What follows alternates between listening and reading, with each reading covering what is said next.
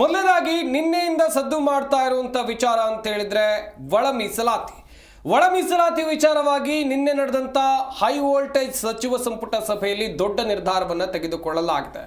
ಒಳ ಮೀಸಲಾತಿ ಈ ವಿಚಾರವನ್ನು ನೋಡ್ತಾ ಹೋಗೋದಾದ್ರೆ ಯಾವ ಸಮುದಾಯಕ್ಕೆ ಎಷ್ಟೆಷ್ಟು ಮೀಸಲಾತಿಯನ್ನು ಕಲ್ಪಿಸಬೇಕು ಎನ್ನುವಂತ ನಿಟ್ಟಿನಲ್ಲಿ ಸರ್ಕಾರ ತೆಗೆದುಕೊಂಡಿರುವಂತ ನಿರ್ಧಾರಕ್ಕೆ ಸಂಭ್ರಮಾಚರಣೆಗಳು ವ್ಯಕ್ತವಾಗ್ತಾ ಇದೆ. ಕೆಲವೊಂದಿಷ್ಟು ಜನ ಸಂಭ್ರಮವನ್ನ ವ್ಯಕ್ತಪಡಿಸಿದ್ರೆ ಅಂತ ಹೇಳಿದ್ರೆ ಖುಷಿಯನ್ನ ವ್ಯಕ್ತಪಡಿಸಿದ್ರೆ ಇನ್ನೊಂದಿಷ್ಟು ಅಸಮಾಧಾನಗಳು ಕೂಡ ಕಂಡು ಬರ್ತಾ ಇದೆ. ನಿನ್ನೆ ನಡೆದಂತ ಮೀಟಿಂಗ್, ನಿನ್ನೆ ಸಚಿವ ಸಂಪುಟ ಸಭೆ ಏನಾಯಿತು, ಈ ಸಭೆಯಲ್ಲಿ ಒಮ್ಮತದ ನಿರ್ಧಾರಕ್ಕೆ ಬರಲಾಗಿದೆ ಎನ್ನುವಂಥದ್ದು ಗೊತ್ತಾಗಿದೆ. ಸಾಕಷ್ಟು ಸಮುದಾಯದ ಸಚಿವರ ಅಭಿಪ್ರಾಯವನ್ನ ಪಡೆದು ಮುಖ್ಯಮಂತ್ರಿಗಳು ಈ ನಿರ್ಧಾರಕ್ಕೆ ಬಂದಿದ್ದಾರೆ. ಮುಧೋಳದಲ್ಲಿ ಮಾದಿಗ ಸಮುದಾಯದಿಂದ ಸಂಭ್ರಮಿಸಲಾಯಿತು. ಅಂಬೇಡ್ಕರ್ ಸರ್ಕಲ್ನಲ್ಲಿ ಜಯಘೋಷವನ್ನ ಕೂಗಿ ಸಂತಸವನ್ನ ವ್ಯಕ್ತಪಡಿಸಿದ್ರು. ಶಾಸಕರು, ಸಚಿವ ಆಗಿರುವಂತ ಆರ್.ಬಿ. ತಿಮ್ಮಾಪುರ ಪರ ಘೋಷಣೆಯನ್ನು ಕೂಗಿದ್ರು. ಸಿಹಿ ಹಂಚಿ ಸಂತಸವನ್ನ ಸಮುದಾಯದವರು ವ್ಯಕ್ತಪಡಿಸಿದ್ರು. ಬಾಗಲಕೋಟೆ ಜಿಲ್ಲೆಯ ಮುಧೋಳ ನಗರದಲ್ಲೂ ಕೂಡ ಸಂಭ್ರಮಾಚರಣೆ ಜೋರಾಗಿತ್ತು. ಜಾತಿ ಒಳ ಮೀಸಲಾತಿ ವಿಚಾರಕ್ಕೆ ಸಂಬಂಧಪಟ್ಟಂತೆ ಸಾಕಷ್ಟು ಚರ್ಚೆ ನಡೀತಾನೆ ಇತ್ತು. ಒಂದಷ್ಟು ಸಮುದಾಯದವರು ಈ ಕುರಿತಂತೆ ಪ್ರತಿಭಟನೆಯನ್ನ ಕೂಡ ನಡೆಸಿದ್ರು. ಆದರೆ ಇದೀಗ ಸರ್ಕಾರ ಜಾತಿ ಒಳ ಮೀಸಲಾತಿಗೆ ಒಪ್ಪಿಗೆಯನ್ನ ಸೂಚಿಸಿದ್ದು, ಇದೇ ವಿಚಾರಕ್ಕೆ ಸಂಬಂಧಪಟ್ಟಂತೆ ಮುಧೋಳದಲ್ಲಿ ಮಾದಿಗ ಸಮುದಾಯದಿಂದ ಸಂಭ್ರಮಾಚರಣೆಯನ್ನ ಮಾಡಲಾಗಿದೆ. ಅಂಬೇಡ್ಕರ್ ಸರ್ಕಲ್ನಲ್ಲಿ ಜಯ ಘೋಷಣೆ ಮಾಡಿ ಸಂತಸವನ್ನ ವ್ಯಕ್ತಪಡಿಸಿದ್ದಾರೆ. ಇನ್ನು ಶಾಸಕ ಸಚಿವ ಆರ್.ಬಿ. ತಿಮ್ಮಾಪುರ ಪರ ಘೋಷಣೆಯನ್ನ ಕೂಗಿದ್ದಾರೆ. ಕರ್ನಾಟಕದಲ್ಲಿ ಒಳ ಮೀಸಲಾತಿ ಕುರಿತು 3 ದಶಕಗಳ ನಿರಂತರ ಬೇಡಿಕೆ ಇದ್ದಿದ್ದು ಇವತ್ತು ನಿನ್ನೆಯಿಂದಲ್ಲ. ಒತ್ತಾಯಗಳು ದೊಡ್ಡ ಮಟ್ಟದಲ್ಲಿ ಕೇಳಿ ಬರ್ತಾ ಇತ್ತು. ಹೀಗಾಗಿ ರಾಜ್ಯ ಸರ್ಕಾರ ಒಂದು ನಿರ್ಧಾರಕ್ಕೆ ಬಂದಿದೆ. ಸಚಿವ ಸಂಪುಟ ಸಭೆ ನಿನ್ನೆ ನಡೆದಿದ್ದು, ಪರಿಶಿಷ್ಟ ಜಾತಿಗಳಲ್ಲಿ ಒಳ ಮೀಸಲಾತಿಯನ್ನು ಕಲ್ಪಿಸೋಕೆ ಈಗಾಗಲೇ ತಾತ್ವಿಕವಾಗಿ ಒಪ್ಪಿಗೆಯನ್ನ ಕೊಡಲಾಗಿದೆ.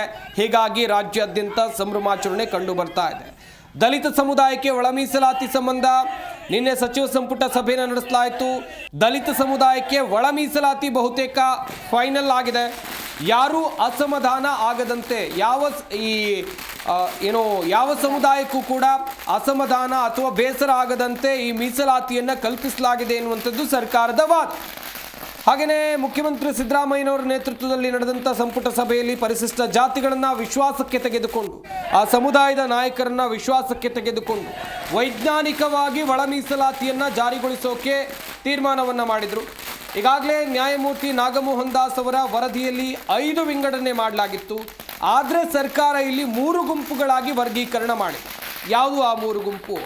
18 ಜಾತಿಗಳಿರುವಂಥ ಎಡಗೈ ಸಮುದಾಯಕ್ಕೆ 6% ಮೀಸಲಾತಿ, ಹಾಗೆಯೇ 20 ಜಾತಿಗಳಿಗಿರುವಂಥ ಬಲಗೈ ಸಮುದಾಯಕ್ಕೆ 6% ಮೀಸಲಾತಿ, ಇನ್ನು 63 ಜಾತಿಗಳಿರುವಂಥ ಇತರ ಸಮುದಾಯಕ್ಕೆ 5% ಮೀಸಲಾತಿ ನೀಡಲಾಗಿದೆ. ಇದಕ್ಕಾಗಿ ಇಲ್ಲಿ ಸಂಭ್ರಮಾಚರಣೆ ಕಂಡು ಬರ್ತಾ ಇದೆ.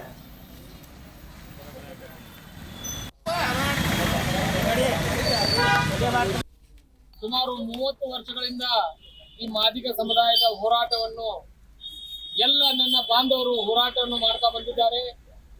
ಇದನ್ನು ಇವತ್ತು ಕಾಂಗ್ರೆಸ್ ಸರ್ಕಾರ ನಮ್ಮ ಸಮುದಾಯದ ಆಸೆಯಂತೆ ನಮಗೆ ಒಳ ಮೀಸಲಾತಿಯನ್ನು ಜಾರಿ ಮಾಡಿದ್ದಕ್ಕಾಗಿ ಆ ಕಾಂಗ್ರೆಸ್ ಪಕ್ಷದ ಎಲ್ಲ ರಾಜಕಾರಣಿಗಳಿಗೆ ಹಾಗೂ ಸಿದ್ದರಾಮಯ್ಯ ಸಾಹೇಬರಿಗೆ, ಮುಖ್ಯವಾಗಿ ನಮ್ಮ ಆರ್.ಬಿ. ತಿಮ್ಮಾಪುರ ಸಾಹೇಬ್ರವರಿಗೆ ಅಭಿನಂದನೆಗಳನ್ನು ಸಲ್ಲಿಸುತ್ತೇನೆ.